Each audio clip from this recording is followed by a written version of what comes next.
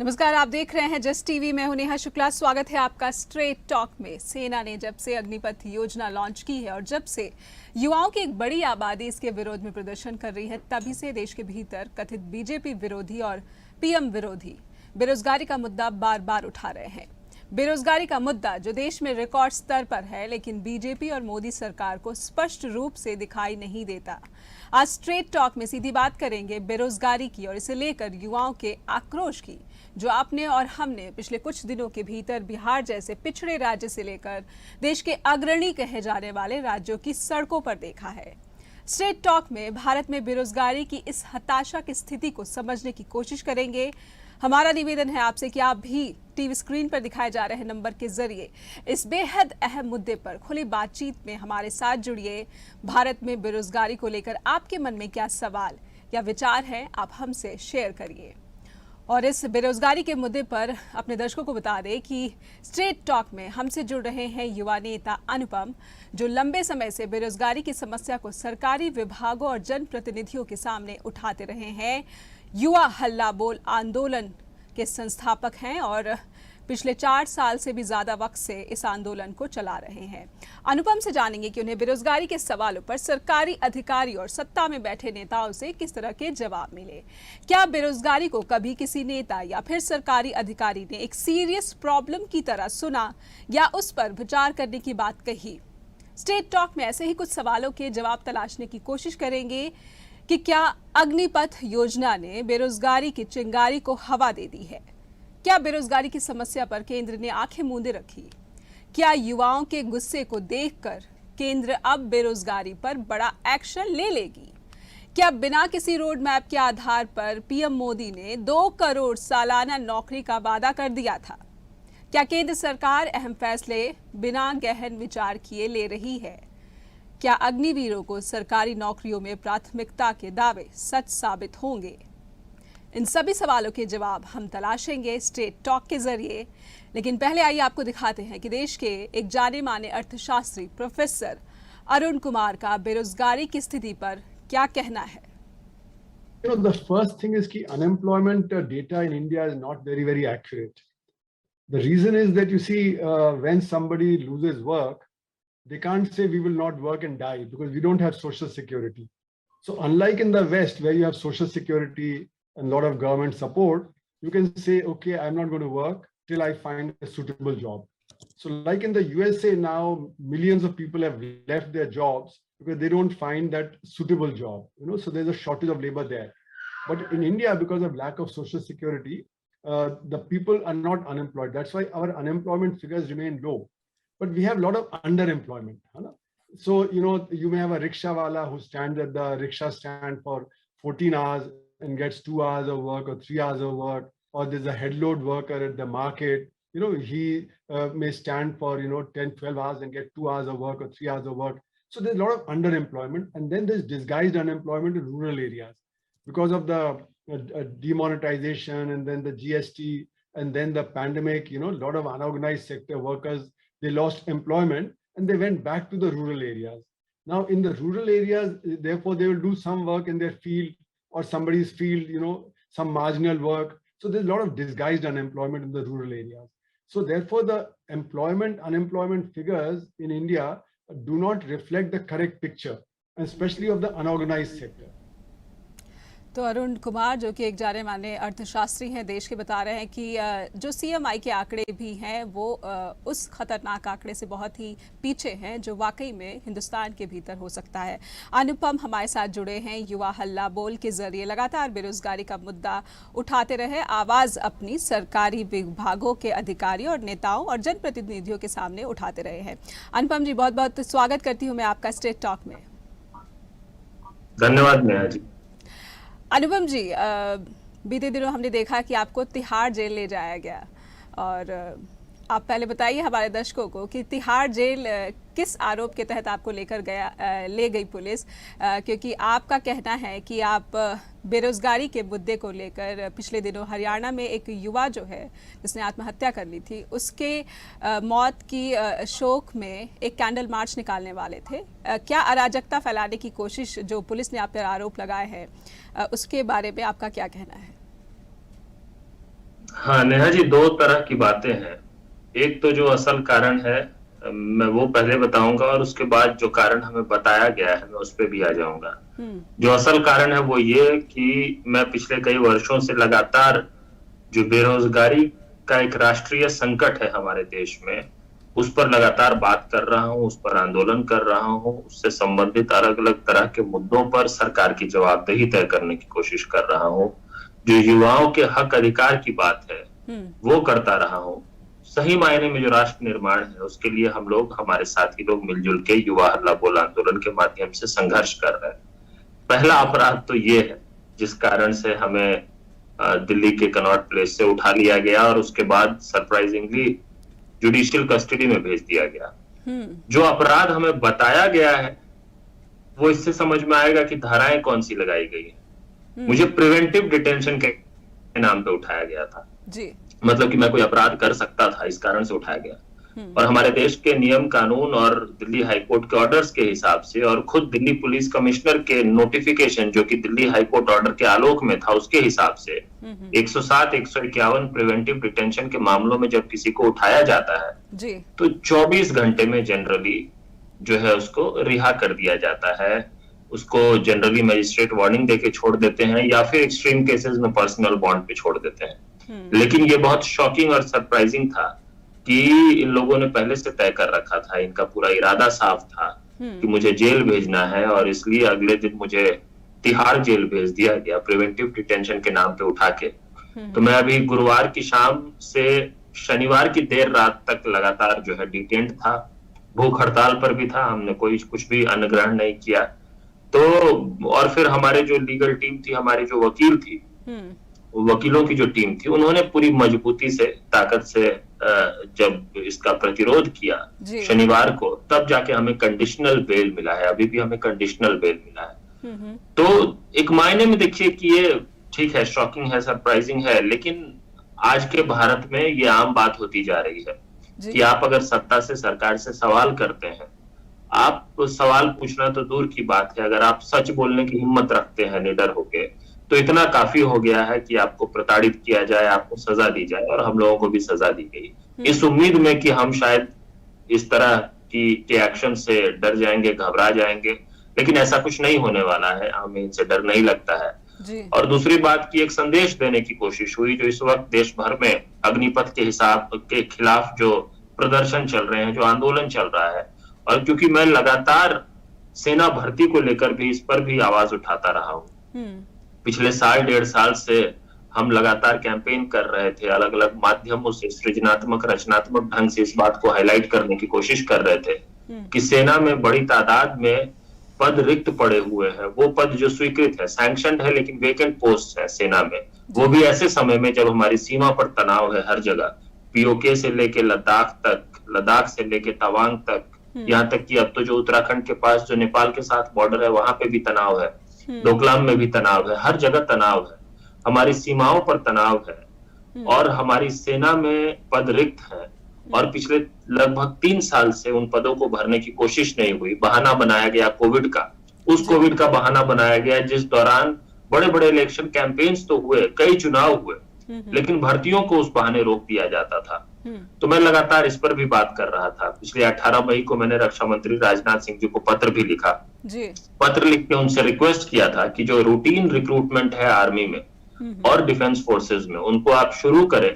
3 साल भर्ती ना निकालने के कारण जो भारी संख्या में युवा जो ओवर एज हो गए, क्योंकि डिफेंस फोर्सेस में रिक्रूटमेंट के लिए जो एज रेंज है वो काफी कम होता है, 21 साल की उम्र के बाद लोग ओवर एज होने लग जाते हैं। तो हमने ये मांग की थी कि जो लोग ओवर एज हो गए आपकी गलती से, क्योंकि आपने भर्ती नहीं निकाली, और जो सालों से इसकी तैयारी कर रहे थे उनको आप कॉम्पेंसेटरी अटेम्प्ट दे, ये डिमांड हम लगातार कर रहे थे। और अब जो प्रदर्शन हुए इनमें हम लोगों की भूमिका थी, तो इस कारण से हमें उठा लिया गया ताकि इन प्रदर्शनों को भी कमजोर किया जा सके, और जो लोग पीसफुल और कॉन्स्टिट्यूशनल डेमोक्रेटिक ढंग से प्रोटेस्ट को लीड कर रहे हैं उन लोगों को जेल में डाला जा रहा है, ताकि जो वायलेंट एलिमेंट्स है उनके लिए स्पेस बन सके इस प्रोटेस्ट में। ये सरकार की रणनीति का भी हिस्सा है।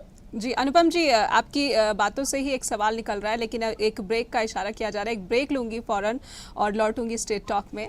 ब्रेक लेते हैं, फौरन हाजिर होते हैं। ब्रेक के बाद स्ट्रेट टॉक में फिर से स्वागत है आपका। बेरोजगारी पर भड़की आग, देश में किस तरह से बेरोजगारी की बात की जा रही है, बहस शुरू हो चुकी है। अनुपम हमारे साथ जुड़े हुए हैं, बेरोजगारी का मुद्दा लंबे समय से देश के भीतर उठाते रहे हैं। अनुपम, ब्रेक पर जाने से पहले आपकी ही बातों से एक सवाल मन में आया था कि आपने 18 मई को रक्षा मंत्रालय को एक पत्र लिखा था जिसमें मांग की थी कि ऐसे युवाओं जिनकी एज लिमिट चली गई है पैंडेमिक की वजह से, सेना में जाना चाहते थे, कोशिश भी की थी और प्रोसेस पूरा भी हो गया था, सिर्फ ज्वाइनिंग होना बाकी थी, लेकिन उसके बावजूद 14 जून को अग्निपथ योजना आ गई है। चलिए इस पे तो बाद में बात करेंगे, लेकिन मैं पहले जानना चाहूँगी कि आपने जब ये पत्र लिखा तो उसका बैकग्राउंड क्या था? क्या आपने अपने आंदोलन के जरिए ऐसे युवाओं की एक बड़ी फौज को देखा, सुना या फिर समझा, उसके बाद आपने ये पत्र लिखने का सोचा? जी नेहा जी, देखिए मैं तो एक लंबे समय से बेरोजगारी की समस्या पे काम कर रहा हूँ, युवाओं के बीच काम कर रहा हूँ और लगातार युवा आंदोलन में हम लोगों की भागीदारी है। इस कारण से हमें तो ये साफ साफ दिख रहा था कि सेना भर्ती न निकाले जाने के कारण देश में युवाओं का एक बहुत बड़ा वर्ग है जो मानसिक अवसाद में जा रहा है। आप देखेंगे कि हमारे देश में गांव गांव में जहां कहीं भी कोई भी ओपन प्लेग्राउंड हो, मैदान हो, गांव हो, कस्बा हो, छोटा शहर हो, कहीं पे भी हो, अभी जैसे यहाँ भारत में सुबह के 5:30 पौने 6 बज रहे हैं, इस वक्त भी देश भर के ऐसे सभी जगहों पे मैदानों में आपको जवान लोग दौड़ते मिल जाएंगे, तैयारी करते मिल जाएंगे। ये लोग सब सेना भर्ती की ही तैयारी कर रहे हैं। मैं देखिए, मैं तो खूब घूमता हूँ देश भर में और युवाओं के बीच काम करता हूँ और मुझे पता था कि सेना भर्ती न निकाले जाने के कारण कितना ज्यादा आक्रोश और असंतोष पनप रहा है युवाओं के बीच। और इसलिए हमने कैंपेन किया। हमने पिछले साल एक रन फॉर रोजगार के नाम से कैंपेन किया। जब सरकार रन फॉर यूनिटी के नाम पे पूरा एक बड़ा मीडिया ब्लिट्जक्रिग कर रही थी, उस वक्त हम लोगों ने रन फॉर रोजगार का किया, जिसमें सेना अभ्यर्थी भारी तादाद में देश भर के अलग अलग जिलों में दौड़ लगा रहे थे, दौड़ लगा के प्रदर्शन कर रहे थे और सरकार का ध्यान आकृष्ट कर रहे थे इस बात की तरफ कि आप सेना भर्ती निकालिए। और पत्र मैंने इसी आलोक में लिखा, इसी लाइट में लिखा था कि आपने जो 3 साल से लगभग रिक्रूटमेंट रोक रखा है और कोविड का बहाना लेकर, उस कोविड का बहाना लेकर जिसके बीच आपने कई इलेक्शन कैंपेन्स कर दिए लंबे लंबे, तो आप जल्द से जल्द सेना भर्ती शुरू करिए। ये इसका ओवरऑल कॉन्टेक्स्ट था इस लेटर का। और फिर जंतर मंतर पे एक बड़ा प्रोटेस्ट हुआ था सेना भर्ती को लेकर अभी कुछ महीने पहले, और सरकार को शायद ये अंदेशा हो गया था कि अब जो इन बेरोजगार युवाओं में जो असंतोष है वो अब बड़े आक्रोश का रूप ले रहा है और वो इनके लिए भारी पड़ सकता है। इसलिए सरकार अग्निपथ जैसी ये योजना लेकर आ गई। इसके नाम पे भर्ती, तो अल्टीमेटली जब सरकार रिक्रूटमेंट के लिए तैयार भी हुई, मन भी बनाया इतने दबाव के बाद, तो एक ऐसी योजना लेकर आ गई जो न ही युवाओं के हित में है, न ही सेना के हित में है, न ही इस देश के हित में है। इसलिए अब इस योजना का विरोध हो रहा है। इसलिए सरकार को अब ये बताने की कोशिश हो रही है कि आप जो बिना वाइडर स्टेक होल्डर्स कंसल्टेशन के, बिना लोगों से बात किए हुए, बिना ऐसे लोगों से चर्चा किए हुए जो आर्म्ड फोर्सेस को समझते हैं, जो आर्मी को समझते हैं, और ऐसे लोगों से बात किए बिना जो बेरोजगार युवाओं के एस्पिरेशंस को, कंसर्न्स को समझते हैं, जो मन में आया वो सीधा थोप दिया और कह दिया कि ये सबके लिए अच्छा है, इसलिए उसका विरोध हो रहा है। जी अनुपम जी, आपने कहा कि आपको ये महसूस हो रहा था कि आक्रोश बहुत बड़ा है, लेकिन जिस तरह से आंदोलन शुरू हो गया युवाओं का अग्निपथ योजना को लेकर, पैन इंडिया, पूरे देश भर में एक हिंसक प्रदर्शन देखा गया, युवाओं का गुस्सा देखा गया, सरकारी संपत्तियों को नुकसान पहुंचाया गया। क्या आपको ये अंदेशा था कि ये आक्रोश जो है ये इतना बड़ा हिंसक रूप अख्तियार कर लेगा? आपको इस बात का अंदेशा था पहले से ही?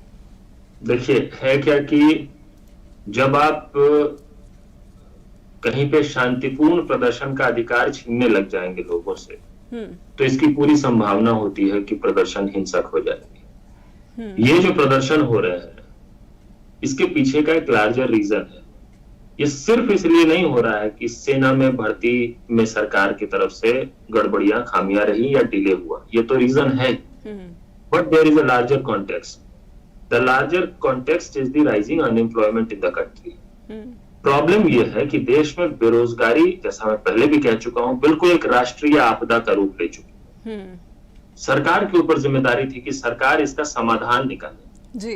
लेकिन समाधान तब निकाला जाता है जब आप समस्या का संज्ञान लें। जब तक आप प्रॉब्लम को एक्नॉलेज नहीं करेंगे तब तक आप उसका सोल्यूशन ढूंढना कोशिश नहीं कर सकते। बिल्कुल। इस सरकार के साथ वर्तमान भारत की जो वर्तमान केंद्र सरकार है, इसके साथ दिक्कत ये है कि ये प्रॉब्लम को एक्नॉलेज ही नहीं कर रही। ये मान ही नहीं रही है कि देश में बेरोजगारी इतने चरम पे, जबकि उसके पर्याप्त आंकड़े हैं। और ऐसा नहीं है कि बेरोजगारी सिर्फ कोविड और लॉकडाउन के कारण हुआ। हमारे पास उसके पहले के आंकड़े थे, जो एनएसएसओ का आंकड़ा था, नेशनल सैंपल सर्वे ऑर्गेनाइजेशन का जो पीरियोडिक लेबर फोर्स सर्वे होता है, जो भारत सरकार की अपनी संस्था है और जो बहुत ही क्रेडिबल है, और इंडिया का स्टैटिस्टिकल सिस्टम दुनिया में सबसे क्रेडिबल स्टैटिस्टिकल सिस्टम्स में माना गया है। उसकी रिपोर्ट 2018 की रिपोर्ट है, जिसने कहा कि बेरोजगारी हमारे देश में 45 साल का रिकॉर्ड तोड़ चुकी है। एनसीआरबी की report, national crime records bureau की रिपोर्ट 2018 की रिपोर्ट है, जो ये कहता है कि हर 2 घंटे में 3 लोग बेरोजगारी के कारण खुदकुशी कर रहे हैं। आप समझिए, भारत युवा देश है। हमारे देश के नेता थकते नहीं है ये कहते कहते कि भारत युवाओं का देश है, युवाओं में बहुत ऊर्जा है, और तरह तरह की रेटोरिक के हिसाब से बात करते हैं। लेकिन भारत जैसे युवा देश में, जहां पे कि इतना बड़ा डेमोग्राफिक डिविडेंड है, जो कि इतनी पॉजिटिव बात है, वहां पे अगर युवा आत्महत्या करने लग जाए, ये तो इस पूरे देश के लिए सबसे बड़ी चिंता का बात होना चाहिए। इस पर सबसे बड़ी बहस, सवाल जवाबदेही तय होनी चाहिए। ये सारे आंकड़े कोविड के पहले से है। कोविड ने इस प्रॉब्लम को एग्रेवेट किया है। जो प्रॉब्लम ऑलरेडी एग्जिस्ट कर रहा था 2017, 2018 तक, 2016 तक, और जो कि सरकार की नीतियों का जिसमें बहुत बड़ा योगदान था। ये एक बड़ा कारण है कि क्यों युवाओं में आक्रोश है। और ये जो सेना भर्ती का जो प्रदर्शन है, देखिए ये ऐसे कई मौके आए। आपको ध्यान में होगा नेहा जी, आज से कुछ महीने पहले रेलवे, एनटीपीसी और ग्रुप डी को लेकर इसी तरह देश भर में प्रदर्शन हुए थे। बिल्कुल। उस वक्त भी बिहार में ट्रेनों को रोका गया था। उस वक्त भी उत्तर प्रदेश, बिहार में मुख्य रूप से अत्यंत हाई एनर्जी प्रोटेस्ट हुए थे। उस वक्त भी हमारी भूमिका बिल्कुल ऐसी ही थी कि हम इन प्रोटेस्ट के केंद्र में थे, हम इन आंदोलनों को आगे बढ़ा रहे थे। मैं उस वक्त भी ये बात कह रहा था कि चाहे बात रेलवे में भर्ती की हो, चाहे सेना भर्ती की हो, चाहे राज्य स्तर पे शिक्षकों की भर्ती की हो, ये सब अलग अलग माध्यम है जिसके जरिए वो गुस्सा फूट कर निकलता है। जो गुस्से का मुख्य कारण देश में भीषण बेरोजगारी और उस समस्या का सरकार द्वारा संज्ञान न लिया जाना है। अगर सरकार चाहती है कि इस तरह के प्रदर्शन ना हो, अगर सरकार चाहती है, अगर सही में युवाओं के कंसर्न्स को एड्रेस करना चाहती है, तो जैसे इस वक्त अग्निपथ को लेकर जो कंसर्न है उसको तो एड्रेस करेगी, लेकिन वो भी पर्याप्त नहीं होगा। सरकार को जो बेरोजगारी को लेकर जो एक वाइडर प्रॉब्लम है, जो कि सेना भर्ती से कहीं ज्यादा बड़ी है, सिर्फ अग्निपथ तक लिमिटेड नहीं है, उसको लेकर चिंता करनी पड़ेगी, उसको लेकर सॉल्यूशन सोचना पड़ेगा। हम लोग अपने आंदोलन के माध्यम से सिर्फ शोर नहीं कर रहे हैं, सिर्फ हल्ला गुल्ला नहीं कर रहे हैं, हम सरकार को समाधान भी बताने की कोशिश कर रहे हैं। लेकिन दिक्कत ये है कि ये सरकार सुनती नहीं, ये सरकार सिर्फ बोलती है, और बोलती ऐसे है जैसे कि सिर्फ इन्हीं को पता है कि किसी के लिए बेहतर क्या है। कोई भी जो इनका विरोध कर रहा हो, वो इनको लगता है कि उसको किसी ने भड़का दिया है। ये भी एक तरह का अपमान है देश के नागरिकों का कि कोई भी आदमी जो आपकी किसी भी नीति का विरोध करे, आपसे कभी भी सवाल पूछ ले, आप उसके बारे में कह दे कि उसको किसी ने भड़का दिया, विपक्ष ने भड़का दिया, इसने भड़का दिया, उसने भड़का दिया, मतलब उसका अपना दिमाग ही नहीं है, उसको सोचने समझने की ताकत ही नहीं है। ये चरित्र है इस सरकार का। इस चरित्र में अगर ये सरकार बदलाव करे, थोड़ा संवेदनशील हो, थोड़ा जो है संवाद को प्रेफर करे, समझने की कोशिश करे कंसर्न्स को, तब जाके इन समस्याओं का निराकरण हो सकता है। जी अनुपम जी, एक और छोटे से ब्रेक का इशारा हो रहा है, लेकिन ब्रेक पर जाने से पहले मैं आपसे जानना चाहूँगी कि, और ब्रेक से जब लौटूंगी तो आपसे इस सवाल का ज़रूर जवाब जानना चाहूँगी कि अब जो ये फैसले, अमेंडमेंट्स हो रहे हैं अग्निपथ योजना को लेकर, उस पर आप क्या कहेंगे कि सरकार वाकई अब गंभीर हो रही है या दिख रही है? एक ब्रेक लेते हैं स्ट्रेट टॉक में, और अपने दर्शकों से फिर से मेरा निवेदन है कि सीधी बात और खुली बहस जो देश में बेरोजगारी को लेकर हम कर रहे हैं और समझने की कोशिश कर रहे हैं स्थिति को, वो आप आप इससे जुड़ सकते हैं, अपनी बात हमारे सामने रखिए और हम अपनी बात के जरिए आपको ये बताने की कोशिश करेंगे कि देश के भीतर बेरोजगारी की स्थिति वाकई में कितनी दयनीय है। एक छोटा सा ब्रेक लेते हैं स्ट्रेट टॉक में। ब्रेक के बाद स्ट्रेट टॉक में फिर से स्वागत है आपका। बात कर रहे हैं हम बेरोजगारी पर भड़की देश में आग को लेकर। अनुपम हमारे साथ जुड़े हैं, युवा नेता हैं, लंबे समय से बेरोजगारी के मुद्दे पर काम कर रहे हैं, युवाओं के बीच उनकी तकलीफों को समझ रहे हैं और जनप्रतिनिधियों के सामने उठाने की कोशिश करते रहे हैं। अनुपम, ब्रेक पर जाने से पहले मैंने बात कही थी कि क्या जिस तरह से अग्निपथ योजना में अमेंडमेंट्स लाए जा रहे हैं, ये दिखाता है कि सरकार देर से ही सही लेकिन शायद थोड़ा सीरियस हो रही है। नेहा जी, मैं आप ये आवाज क्रैक कर रही थी तो मैं क्लियरली समझ नहीं पाया आपके सवाल को, अगर रिपीट कर देंगे। बिल्कुल बिल्कुल। अनुपम जी, मेरा सवाल है कि सरकार ने जिस तरह से अग्निपथ योजना में अमेंडमेंट्स लाए हैं, अलग अलग राज्यों में जहां पर बीजेपी की सरकारें हैं, वो जिस तरह से वायदे कर रही हैं कि अग्निवीरों को सरकारी विभागों में नौकरी में प्राथमिकता दी जाएगी, रिजर्वेशन दिया जाएगा, क्या अब बीजेपी या फिर केंद्र की सरकार वाकई गंभीर हो गई है बेरोजगारी के मुद्दे पर, अभी जो एक्शन में दिख रही है?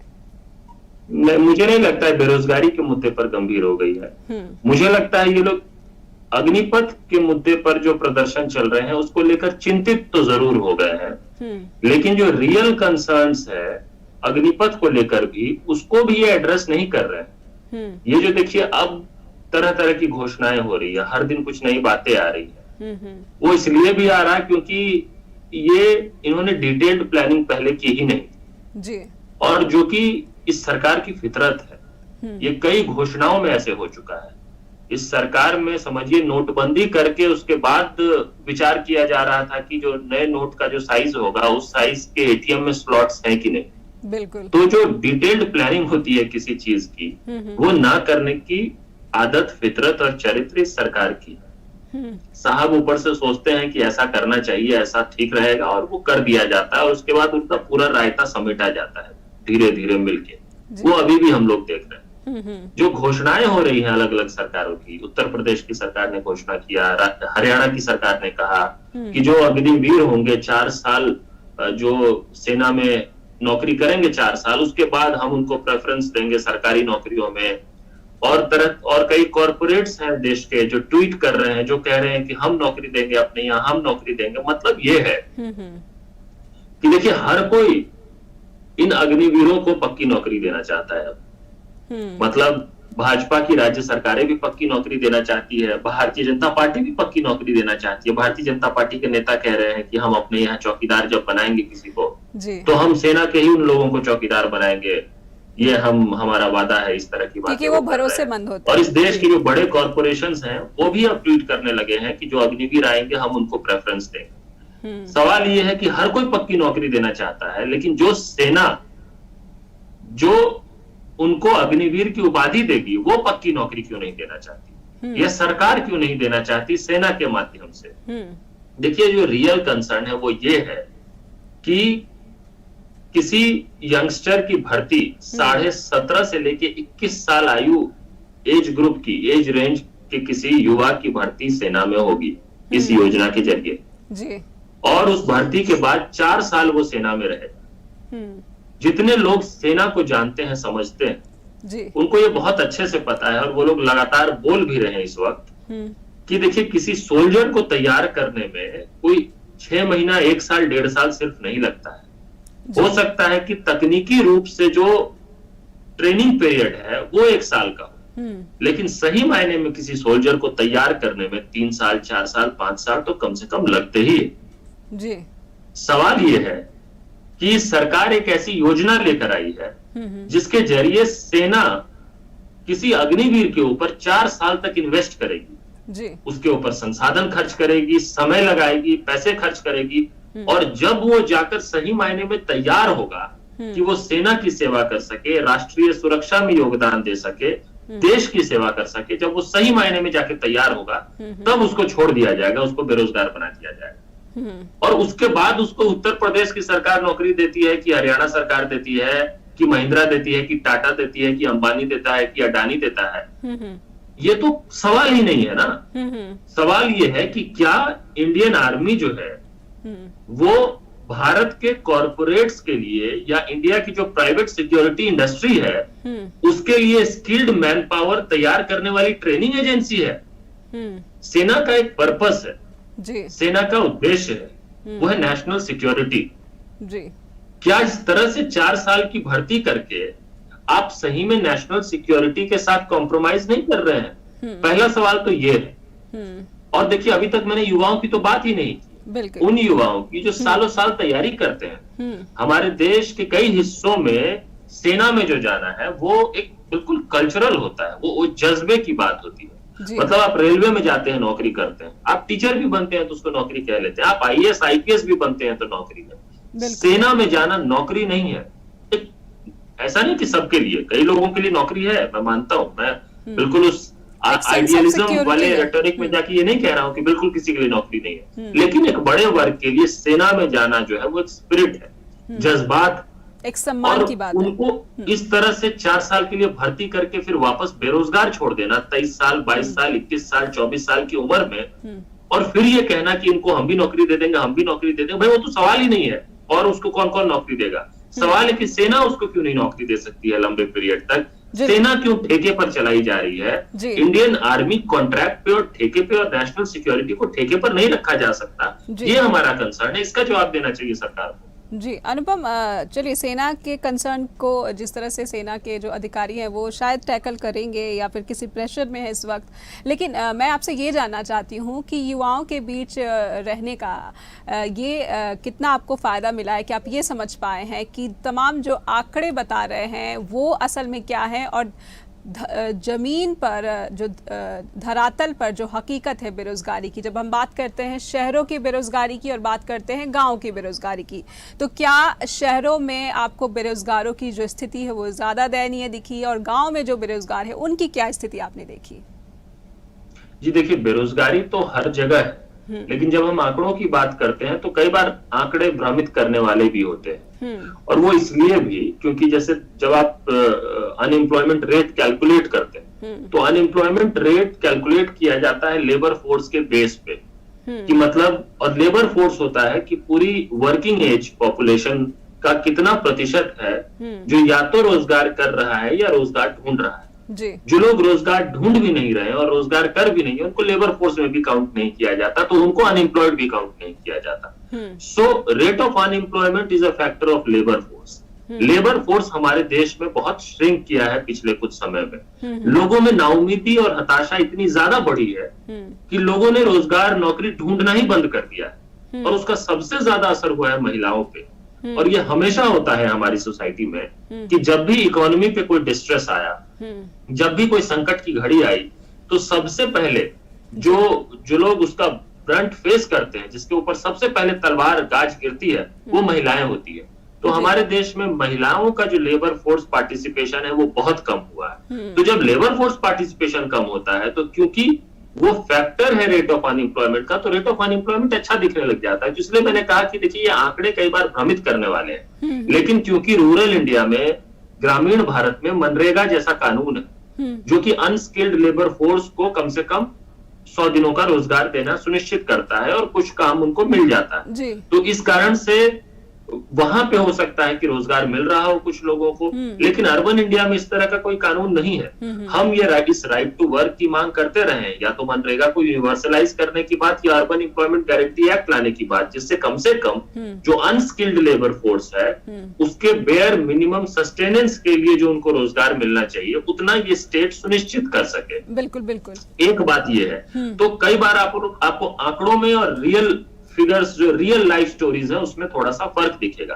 भारत में क्या हो रहा है कि जो आंकड़े हैं उसको दबाया भी जा रहा है बहुत ज्यादा। जैसे ही इस सरकार को समझ में आया कि एनएसएसओ के आंकड़े, पीरियोडिक लेबर फोर्स सर्वे के आंकड़े जो है वो उनके अनुकूल नहीं है, वो आंकड़े बाहर आएंगे तो उनको दिक्कत होगी, तो सरकारी आंकड़ों को ही ये सरकार झुठलाने लग गई, अपने ही एजेंसीज के आंकड़ों को कहने लगी कि ये सही नहीं, इन आंकड़ों में दिक्कत है। तो इस वक्त हमारे देश में डेटा को लेकर भी बहुत सीरियस प्रॉब्लम है।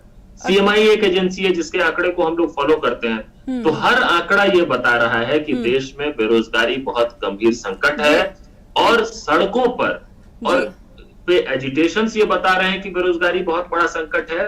आत्महत्या की और की खबरें बता रही है। आज मैं अभी यहाँ से निकलने वाला हूँ दिल्ली से जींद के लिए, हरियाणा में मैं जींद जाऊंगा, आज वहां से भिवानी जाऊंगा। आज मैं 2 ऐसे परिवारों से मिलने वाला हूँ जिनके परिवार में, जिनके घर में नौजवानों ने खुदकुशी की। अनुपम, आपसे जानेंगे इन परिवारों के बारे में भी, लेकिन एक ब्रेक का काफी समय से इशारा किया जा रहा है। एक छोटा सा ब्रेक लेंगे स्ट्रेट टॉक में, और दर्शकों से फिर से मेरा निवेदन है कि आप स्क्रीन पर दिखाए जा रहे नंबर पर हमसे संपर्क करें और देश में बेरोजगारी की जो स्थिति है उस पर अपनी बात हमारे सामने रखें। एक छोटा सा ब्रेक, फौरन लौटते हैं। नमस्कार, फिर से स्वागत करती हूँ आपका स्ट्रेट टॉक में। बेरोजगारी पर भड़की आग हमारा विषय आज का, जिस पर हम चर्चा करें अनुपम के साथ। अनुपम, ब्रेक पर जाने से पहले आपने कहा था कि हरियाणा में आप उन गांवों का दौरा करने वाले हैं जहां पर एक परिवार में एक युवा ने आत्महत्या कर ली थी, ये सुनकर कि अग्निपथ योजना अब उसके भविष्य के साथ ये सही नहीं जाएगा। अनुपम, कहीं आप हरियाणा में जो यहाँ जा रहे हैं, जिन गाँव में जा रहे हैं, ऐसा तो नहीं कि कथित तौर पर युवाओं को, बेरोजगार को भड़काने की कोशिश करेंगे आप, या फिर उनको जगाने की कोशिश करेंगे आप? देखिए, हम तो लंबे समय से जगाने की कोशिश कर रहे हैं और मुझे लगता है कि इस देश का युवा जगा हुआ है। सिर्फ जिस स्तर पे एकजुटता चाहिए उसमें थोड़ी सी अभी कमी है, वो भी हो जाएगा कुछ दिनों में। युवा जगा हुआ है, बस एकजुट होके शांतिपूर्ण और संवैधानिक ढंग से अगर अपनी लड़ाई को लड़ने लग जाएगा तो दुनिया की किसी सरकार में हिम्मत नहीं है, और यहाँ की सरकार चाहे खुद को कितना भी ताकतवर मानती हो, उसमें हिम्मत नहीं है कि उस युवाओं के असंतोष और इनकी जो एस्पिरेशंस है उनको एड्रेस ना करे। मुझे ऐसा लगता है। और देखिए, ये आरोप मुझ पर तो लगता रहता है, खास करके भाजपा की तरफ से, कि हम जो काम करते हैं उसमें युवाओं को भड़का देते हैं। और जैसा मैंने शुरू में आपको कहा था कि ये इस सरकार का चरित्र है। ये कोई भी समूह जब इस सरकार से सवाल करता है या इसकी किसी नीति का विरोध करता है तो इनका एक नेचुरल रिएक्शन ये रहता है कि इनको किसी ने भड़का दिया। मतलब कि कोई भी व्यक्ति जो इस सरकार से सवाल पूछ रहा हो, वो इनके हिसाब से, उनके पास अपने सोचने समझने की ताकत नहीं है, अपना दिमाग उनके पास है ही नहीं, उनको भड़का दिया जाता है।